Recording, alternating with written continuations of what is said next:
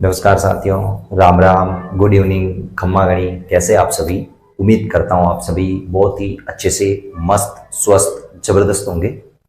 साथियों, इस शांति काल के दौरान मैं पूरी उम्मीद करता हूँ कि आपकी पढ़ाई बहुत ही जबरदस्त तरीके से चल रही होगी और बहुत ही मस्त तरीके से चल रही होगी। साथियों, इस शांति काल के दौरान जो विद्यार्थी पढ़ेगा 2024 में, वो अपना इतिहास स्वर्णिम अक्षरों में लिखेगा। साथियों, इस दौरान आपको बिल्कुल पढ़ाई करना है, पढ़ाई से दूर नहीं हटना है। ये मौका आपके लिए सुनहरा मौका, गोल्डन चांस है। तो साथियों, अपने राजस्थान की आर्ट एंड कल्चर के अंदर कल एक टॉपिक की शुरुआत करी थी, राजस्थान की चित्रकला। उस चित्रकलाओं में संबंधित बेसिक बातें, जो इंपॉर्टेंट बातें, वो मैंने कल बताई थी। साथियों, आज राजस्थान की चित्रकला से संबंधित आज ही अपना पार्ट नंबर दूसरा रहने वाला है, जो मान के चलिए दोस्तों, क्वेश्चन आते ही आते हैं। चित्रकला वाला टॉपिक बहुत अच्छे से पढ़ना है। साथियों, मैं आपको छोटे छोटे वीडियो के माध्यम से मैं पूरे के पूरे टॉपिक करवा दूंगा। बहुत शानदार रहेगा। आप चित्रकला के पॉइंट टू पॉइंट नोट्स बनाना, अंत में आप खुद कहोगे सर इतना जबरदस्त आपका मैटर मिला है कि सर वाह, मजा आ गया। तो साथियों, बिना समय को जाया किए अपने टॉपिक पर आता हूं। दोस्तों, राजस्थान की चित्रकला पढ़ रहे थे, राजस्थान की चित्रकला पढ़ रहे थे। इस चित्रकला के अंदर आज अपन पढ़ेंगे दोस्तों कि जो राजस्थान की चित्रकला है, इन चित्रकला के प्राचीनतम अवशेष कहां कहां से मिले। प्राचीनतम अवशेष कहां कहां से मिले, क्योंकि दोस्तों एक क्वेश्चन आया था, जो इससे पहले वाली जो आरएस प्री हुई थी, वहां से क्वेश्चन आया था कि सोलेश्वर व अमरेश्वर नामक जो स्थान है वो कहां पर स्थित है। दोस्तों, ये क्वेश्चन पूछा गया।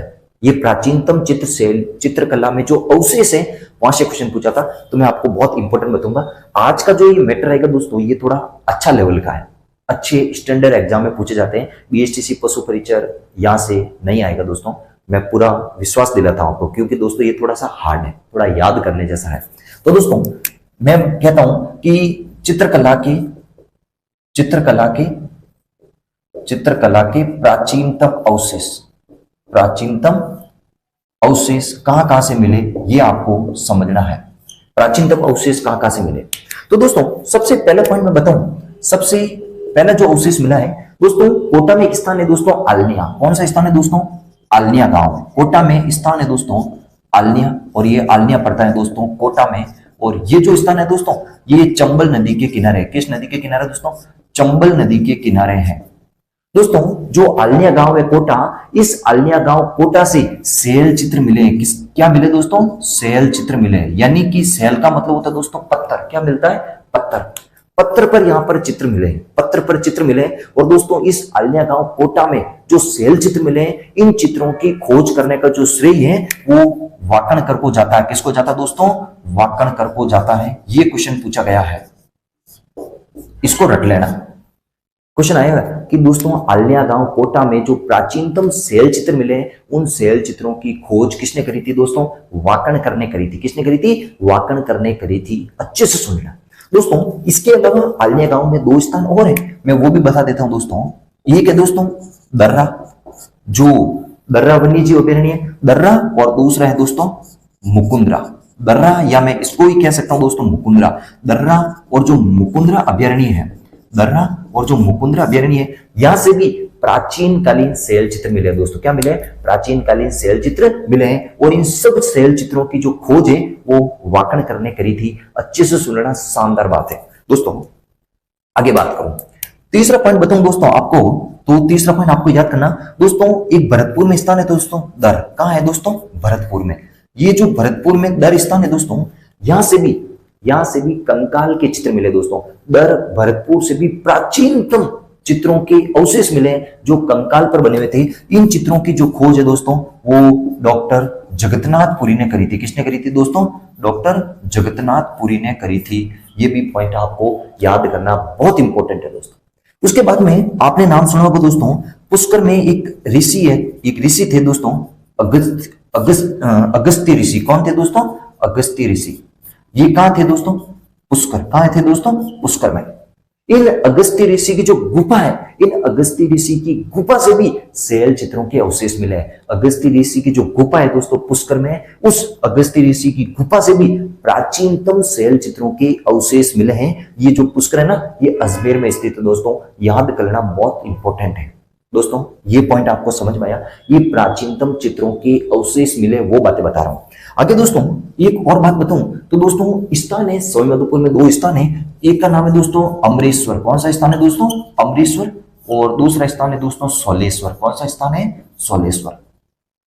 ये दोनों के दोनों स्थान दोस्तों सवाईमाधोपुर में है। कहां है, सवाईमाधोपुर में। और इन दोनों स्थानों से भी प्राचीनतम चित्रकला के अवशेष मिले हैं। और ये क्वेश्चन RS प्री में पूछा था कि सवाईमाधोपुर में किस स्थान से चित्रकला के प्राचीनतम अवशेष मिले, तो आपको बताना दोस्तों सोलेश्वर व अमरेश्वर, ये महादेव भगवान शिव के मंदिर है दोस्तों, बहुत इंपॉर्टेंट है। यहां से भी चित्रकला के अवशेष मिले हैं, आपको याद करना है।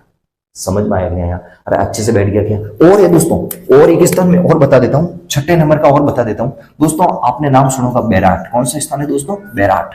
ये जो बैराट है ना, जिसको अपन क्या कहते हैं दोस्तों वर्तमान में, विराटनगर। क्या कहते हैं, विराटनगर। यहां से भी प्राचीनतम चित्रों के अवशेष मिले। बैराट विराटनगर से भी प्राचीनतम चित्रों के अवशेष मिले। और इन चित्रों की, बैराट के चित्रों की जो खोज करने का जो श्रेय है, वो खोज करने का श्रेय किसने करी थी दोस्तों, VA टॉलमी ने करी थी। किसने करी थी दोस्तों, VA टॉलमी ने करी थी। क्वेश्चन आएगा दोस्तों, ये क्वेश्चन तो आया हुआ है, ये वाटनकर वाला क्वेश्चन तो आया हुआ है। अब क्वेश्चन ऐसे भी टपक सकता है कि बैराट जो विराटनगर है, जयपुर में स्थित है, वहां के चित्रों की खोज, प्राचीनतम चित्रों की खोज किसने करी, VA टॉलमी ने करी थी। VA टॉलमी ने करी थी। अच्छे से सुनना, जो दर भरतपुर में जो चित्र मिले, कंकाल पर जो चित्र मिले, उनकी खोज डॉक्टर जगन्नाथ पुरी ने करी थी। दोस्तों ये जो मैंने पॉइंट बताए हैं, ये पॉइंट आपको रटने हैं। क्यों रटने हैं दोस्तों, ये चित्रकला से संबंधित जो प्राचीनतम अवशेष हैं, वो अवशेष इनको याद करना है कि कौन सी जगह से कौन सा अवशेष मिला है और उनकी खोज किसने करी। ये चित्रकला से प्राचीनतम अवशेष है।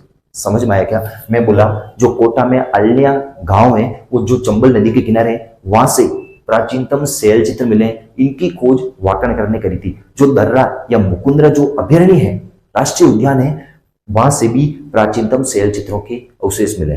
दोस्तों जो दर भरतपुर है, यहां से भी, दर भरतपुर से भी कंकाल के चित्र मिले दोस्तों, याद कर लेना, जिनकी खोज डॉक्टर जगन्नाथ पुरी ने करी थी। जो बैराट अपना विराटनगर है, वहां से भी अपने अवशेष, प्राचीनतम अवशेष मिले, जिनकी खोज VA टॉलमी ने करी थी। और आगे अगस्त्य ऋषि की जो गुफा है पुष्कर में, यहां से भी प्राचीनतम शैल चित्र के अवशेष मिले हैं। और साथ में अमरेश्वर व सोलेश्वर नामक जो सवाईमाधोपुर में दो भगवान के मंदिर है शिव जी के, यहां से भी प्राचीनतम चित्रों के अवशेष मिले हैं। साथियों ये बात आपको समझ में आई तो हाथों हाथ स्क्रीनशॉट ले लो, एक बार स्क्रीनशॉट ले लो। स्क्रीनशॉट ले लिया, ठीक है, स्क्रीनशॉट ले लेना दोस्तों, साथ साथ में स्क्रीनशॉट लेना, तभी मजा आएगा। आगे दोस्तों, आगे इसको मिटा देता हूं। साथियों अब मैं आपको कुछ और बातें बताता हूं। ये तो प्राचीनतम चित्रों के अवशेष थे, अब और क्या बात है बता देता हूं साथियों। अब देखिए मैं 2-3 पॉइंट आपको बताता हूं। देखो दोस्तों,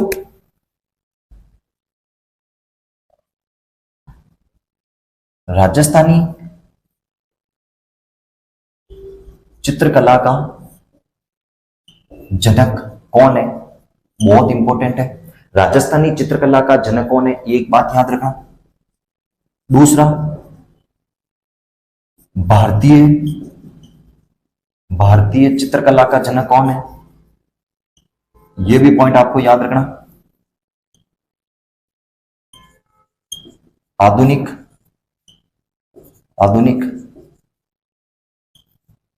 राजस्थानी चित्रकला का जनक कौन है, यह भी आपको याद रखना। उसके बाद में ये पॉइंट, राजस्थानी चित्रकला का जनक कौन है, भारतीय चित्रकला का जनक कौन है, आधुनिक राजस्थानी चित्रकला का जनक कौन है, यह भी ध्यान रखना। और राजस्थान चित्रकला का प्रथम वैज्ञानिक वर्गीकरण किसने करा, ये भी बात याद रखना।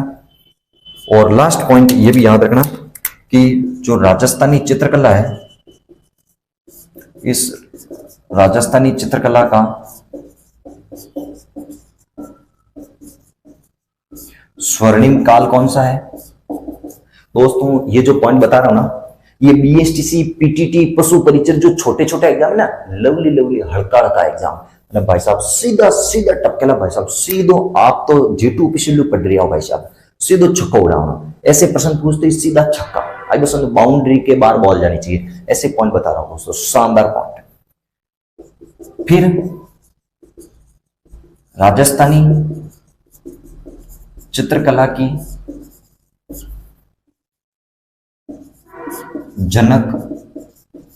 जनक शैली कौन सी है। राजस्थानी चित्रकला की जनक शैली कौन सी है। दोस्तों शैलियां, अपनी जो शैलियां हैं वो चार है, मेवाड़ शैली, ढूंढाड़ शैली, हड़ौती शैली और मारवाड़ शैली। उन चार शैलियों में से किसको राजस्थानी चित्रकला की जनक शैली माना जाता है, ये भी बात आपके दिमाग में रखना है।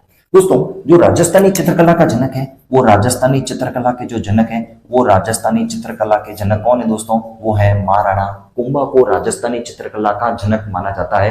अच्छे से सुनना। उसके बाद में भारतीय चित्रकला का जनक कौन है दोस्तों, भारतीय चित्रकला के जनक है दोस्तों रवि वर्मा। कौन है दोस्तों, रवि वर्मा। ये जो रवि वर्मा कहाँ के थे, ये रवि वर्मा केरल के थे। कहाँ के थे दोस्तों, केरल के थे।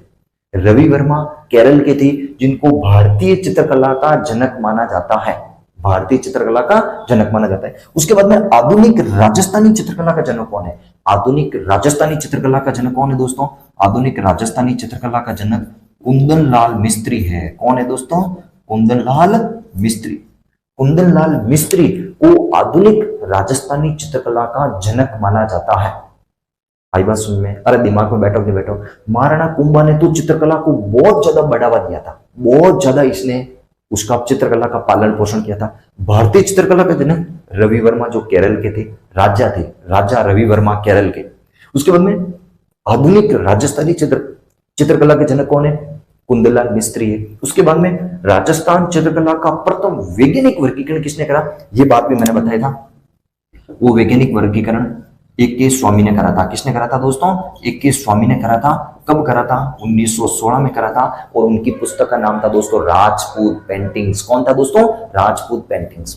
उसके बाद में राजस्थानी चित्रकला का स्वर्णिम काल, राजस्थानी चित्रकला का जो स्वर्णिम काल है दोस्तों, वो 17वीं शताब्दी से लेकर 18वीं शताब्दी को माना जाता है। किसको माना जाता है दोस्तों, हाँ, राजस्थानी चित्रकला का जो स्वर्णिम काल है, राजस्थानी चित्रकला का जो स्वर्णिम काल है, वो 17वीं शताब्दी से 18वीं शताब्दी को माना जाता है। अच्छे से सुनो। उसके बाद में राजस्थानी चित्रकला की जनक शैली कौन सी है, राजस्थानी चित्रकला की जो जनक शैली है वो दोस्तों मेवाड़ शैली को माना जाता है। किसको माना जाता है, मेवाड़ शैली को माना जाता है। राजस्थानी चित्रकला की प्राचीनतम शैली, राजस्थानी चित्रकला की जो प्राचीनतम शैली है वो भी मेवाड़ शैली ही है। यानी मेवाड़ शैली से ही राजस्थानी चित्रकला का उत्पत्ति होती है। राजस्थानी चित्रकला की जो उत्पत्ति है वो मेवाड़ शैली से मानी जाती है। मेवाड़ शैली ही राजस्थानी चित्रकला की जनक या जन्मदाता शैली मानी जाती है। भाई साहब ये जो पॉइंट लिखे नहीं, चार्ट लीजो, एक बार यूं जीभ फेर दो इन माथे, रट लीजो इन पॉइंटों को। एक एक पॉइंट आपके लिए बहुत महत्वपूर्ण है, अति महत्वपूर्ण है। समझ में आया क्या, रटने वाली बात है, याद करने वाली बात है, सीधो खोपड़ी में उतारे जड़ी बात है। भाई साहब एड़ा पॉइंट आपने कटी नहीं मिलेगा, पॉइंट टू पॉइंट चल रहा हूं दोस्तों, कोई बकवास नहीं, सीधे एग्जाम ओरिएंटेड बात कर रहा हूं।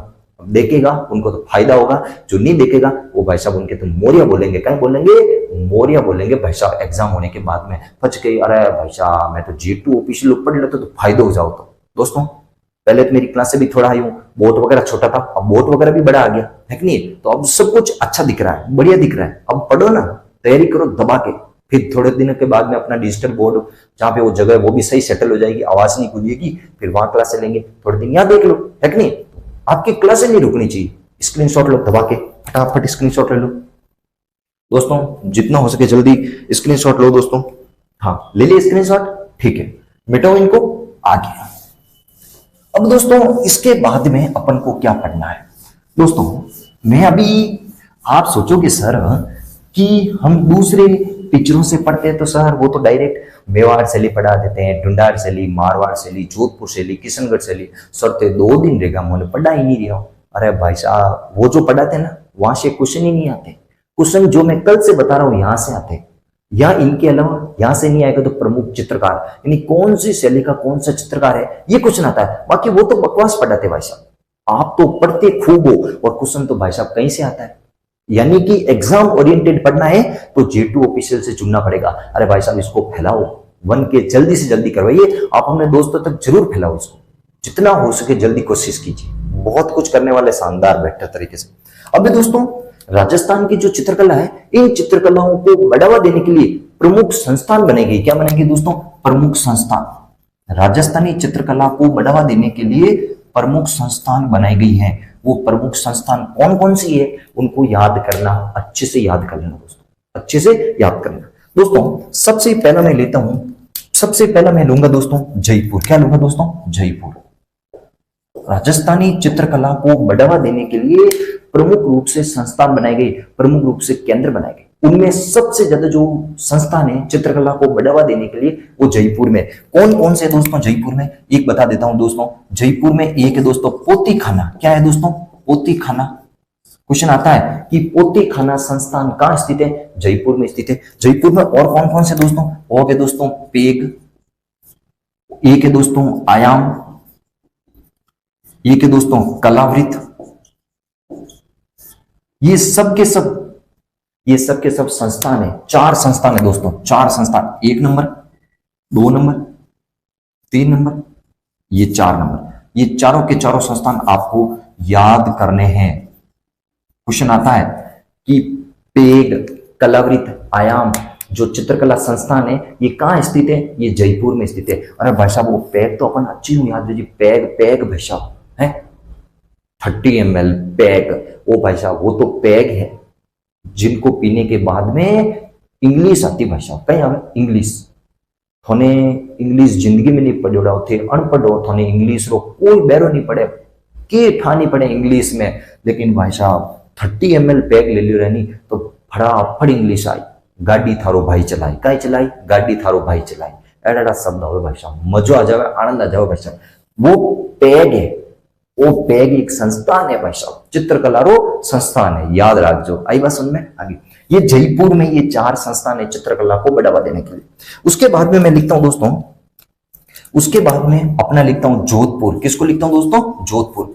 जोधपुर में कौन कौन से संस्थान है, अच्छे से सुनना दोस्तों। जोधपुर में जो संस्थान है उनका नाम है, एक तो है दोस्तों मान पुस्तक, या मैं मान पुस्तक संग्रहालय हो सकता है, इसको छोड़ देते हैं, इसको छोड़ो, आपको मैं दूसरे बता देता हूं। जोधपुर में एक तो है दोस्तों धोरा। क्या नाम है दोस्तों? धोरा। और एक का नाम है दोस्तों चितेरा। क्या नाम है दोस्तों? चितेरा। क्वेश्चन आएगा कि चितेरा व धोरा नामक जो चित्रकला संस्थान है ये कहां स्थित है दोस्तों? चितेरा व धोरा नाम के जो चित्रकला संस्थान है ये दोनों के दोनों जोधपुर में स्थित है। कहां स्थित है दोस्तों? जोधपुर में स्थित है। उसके बाद में मैं और बता देता हूं। उसके बाद में दोस्तों मैं बताता हूं बीकानेर। किसका बता दे दोस्तों? बीकानेर। बीकानेर में कौन कौन से संस्थान है, अच्छे से सुनना दोस्तों। जो बीकानेर में ना, बीकानेर में एक का नाम है, पेन फीका फीका चल रहा है ना, एक का नाम है दोस्तों अतला। क्या नाम है? अतला। और एक का नाम है दोस्तों शुभम। क्या नाम है? शुभम। बीकानेर में 2 संस्थान है दोस्तों, अतला व शुभम। अतला व शुभम नाम के जो चित्रकला संस्थान है वो संस्थान कहां स्थित है दोस्तों? बीकानेर में स्थित है। अच्छे से सुन लेना दोस्तों, ये चित्रकला संस्थान रटने वाला पॉइंट है, रटने वाला। आप रे जटे टेबल लगड़ी ना उठी बढ़िया पेपर बनाई ने छाप दीजो भाई साहब। एड़ा पॉइंट आपने कटी नहीं मिलेगा, कोई किताब में इतना समग्र सार कहीं नहीं मिलने वाला दोस्तों, सिर्फ J2 ऑफिशियल के अलावा। आगे मैं बताता हूं दोस्तों। आगे है दोस्तों उदयपुर। कौन सा स्थान है दोस्तों? उदयपुर। अब उदयपुर में कौन कौन से हैं? उदयपुर में कौन कौन से हैं याद करना दोस्तों। उदयपुर में एक है दोस्तों टकमण 28। क्या नाम है दोस्तों? टकमण 28। और एक का नाम है दोस्तों तुलिका परिषद। क्या नाम है दोस्तों? तुलिका परिषद। एक है टकमण 28, दूसरा है दोस्तों तुलिका परिषद। टकमण 28 व तुलिका परिषद ये दोनों जो चित्रकला संस्थान है ये दोनों के दोनों उदयपुर में स्थित हैं। ये भी आपको याद करना दोस्तों। मैं अभी भी इस पर ये लगा ही देता हूं।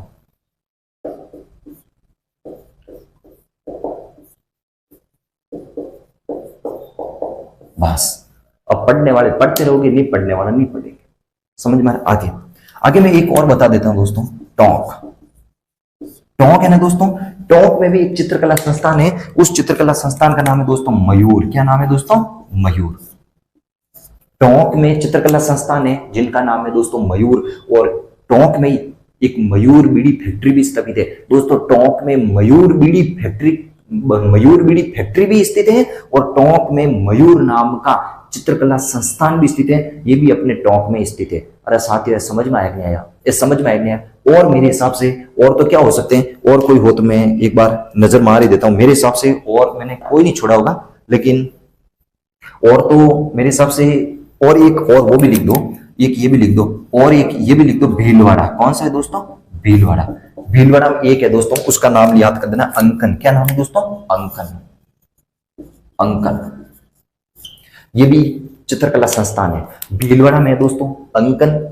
टोंक में मयूर बीड़ी फैक्ट्री, उसके नाम से याद कर लेना, टोंक में मयूर है। तुलिका परिषद व टकमण 28, टकमण 28 वो तुलिका परिषद, ये दोनों के दोनों चित्रकला संस्थान कहाँ है? उदयपुर में स्थित है। जयपुर में पोतीखाना पैग आयाम कलावृत, ये जयपुर में स्थित है। जोधपुर में धोरा व चितेरा, धोरा व चितेरा, जोधपुर में धोरा है भाई साहब, ये धोरा रेतरा टीला है, और चितेरा। बीकानेर में अतला व शुभम, अतला व शुभम नाम के चित्रकला संस्थान, ये दोनों के दोनों कहाँ है? बीकानेर में स्थित है। साथियों वो जो मैं आज स्लाइड बनाई, आप पूरी की पूरी रटने वाली स्लाइड है, याद करने वाली स्लाइड है। एक साथ में पूरा का पूरा याद करना है इसको, तब जाके इसको एग्जाम में बैठेगा, और एग्जाम में आप सही क्वेश्चन करेंगे। नहीं तो मेरे हिसाब से आपके दिमाग में कुछ नहीं बैठेगा। समझ में आया क्या साथियों? अरे दिमाग में बैठो नहीं बैठो? साथियों ये दिमाग में बैठा है तो आप जरूर इसको लाइक शेयर सब्सक्राइब करना।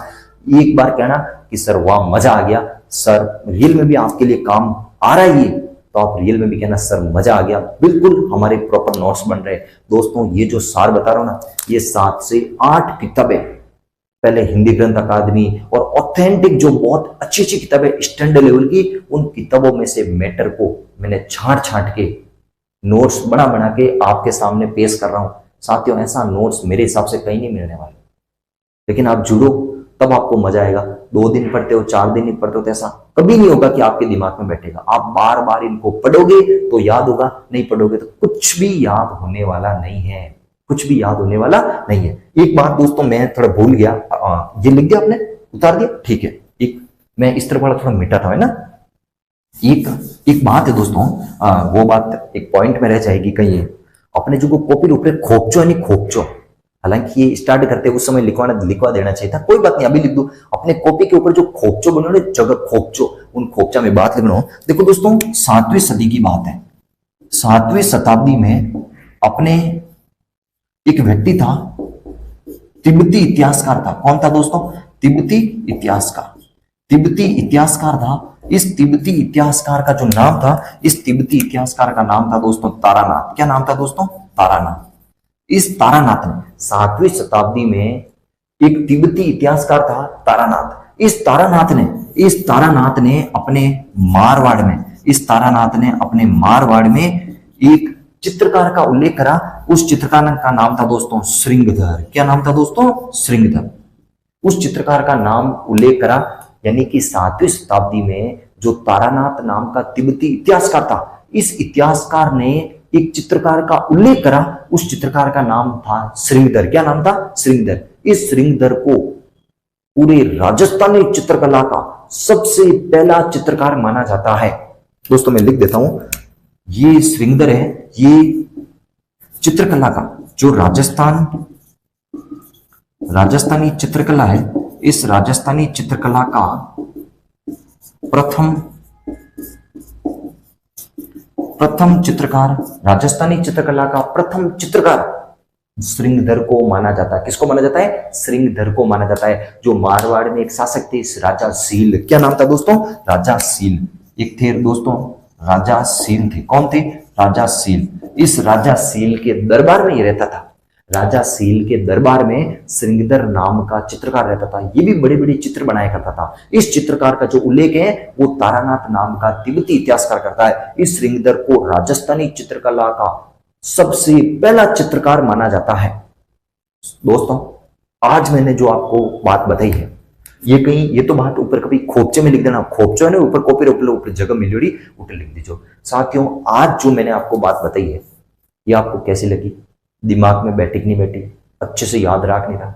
साथियों आपको ये काम आ रही है तो आप जरूर अपने दोस्तों तक फैलाना, लाइक शेयर सब्सक्राइब करना, बढ़िया लगे तो सब कुछ करना। तो ठीक है दोस्तों, आज का वीडियो यही खत्म करेंगे। कल से अपन जो एग्जाम ओरिएंटेड सेल या क्वेश्चन में आते हैं वो मैं आपको बताऊंगा। साथियों कल ये टॉपिक मेरे हिसाब से कल या परसों में इसको खत्म कर दूंगा, आई बस में। तो ठीक है दोस्तों, have a nice day, thank you, bye. और वीडियो आपको अच्छा लगे तो जरूर आप सब्सक्राइब लाइक शेयर जरूर करना। तो ठीक है, have a nice day, thank you, bye.